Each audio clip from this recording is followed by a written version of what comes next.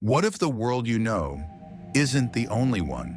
What if, just beyond the veil of our reality, another world exists?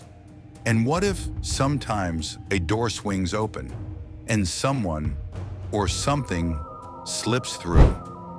Today we're diving into 5 real-life documented cases of mysterious strangers who eyewitnesses and officials believe might have come from a parallel universe. These are stories that defy logic, puzzle scientists, and will make you question everything you thought you knew about reality. Stay with us because these tales are stranger than fiction. Our first story takes us back to 1954 to Tokyo's Haneda Airport. A man arrived with a valid passport, but something was very wrong. His passport was from a country called Taured. He claimed Taured was a small country located between France and Spain, a place that has existed for over 1,000 years. The officials, of course, had never heard of it. All his documents, currency, and even his driver's license were from this non-existent nation. He was held for questioning in a secure hotel room with 2 guards stationed outside. But the next morning, he had vanished without a trace, and all his documents were gone. Was he a time traveler or something more? The most chilling theory is that he simply slipped into our reality from his own.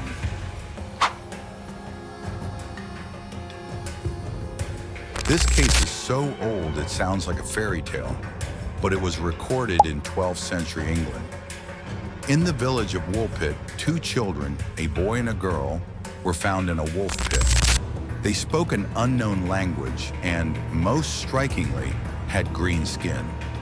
They refused to eat anything but beans for days. Eventually, their skin color faded to a normal hue, and they learned to speak English.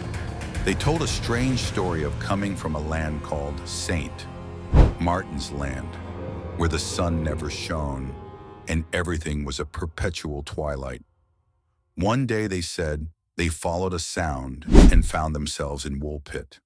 The boy soon grew ill and died, but the girl lived on, though she remained strange and rather loose and wanton in her conduct. Were they from another world, a place with a different atmospheric composition that affected their skin? Or were they simply a forgotten historical curiosity? In 1851, a man was arrested in Frankfurt, Germany, for speaking an unknown language. He identified himself as Jophar Vorin from the country of Sakria on the continent of Sakria. When asked to point to his home on a map, he gestured vaguely to a part of Asia, claiming that Sakria was a part of the world that was separated by a large ocean. He told stories of the history of his land, which was completely unknown to anyone. What was most baffling were his clothes and the strange symbols on his person. He seemed to know many languages, including some Latin, but none that were completely understandable. His fate remains unknown, but his claims of a different continent and his bizarre story have led many to believe he was a traveler from a different dimension. In 1993, in Madrid, Spain, a man named Gilberto de la Cruz appeared in a hospital claiming he didn't exist in the official records. He said he was born in Madrid, but there was no record of his birth, his parents, or his existence in any Spanish document. He had perfect knowledge of the city, its history, and its culture, but he simply had no past. When officials tried to find his family or any trace of him, it was as if he had been erased from history. He was placed in a psychiatric hospital, where he eventually disappeared from his locked room. The most bizarre part of this story is that 2 weeks later, the hospital received a fax from an unknown source stating that a man with the same name and a similar story was found in a hospital in Lisbon, Portugal, but again, with no records. Was he an entity of sorts?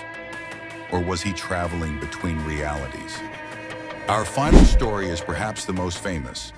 In 2000, a man calling himself John Titor began posting on online forums, claiming to be a time traveler from the year 2036.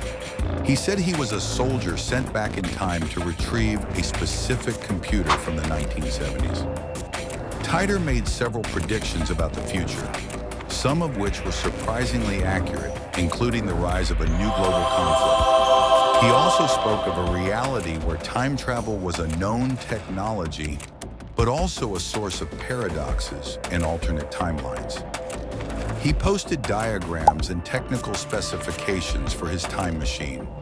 Then in 2001, he said his mission was complete and he vanished. Was John Titor a hoax? Or did he truly slip into our timeline from a future that is still to come? These stories, whether you believe them or not, force us to consider a fascinating question. Are these people lost travelers, refugees from worlds we can't imagine? Or are they simply an anomaly? The universe is a vast and mysterious place, and as these stories show, we may still be just scratching the surface of what is truly possible.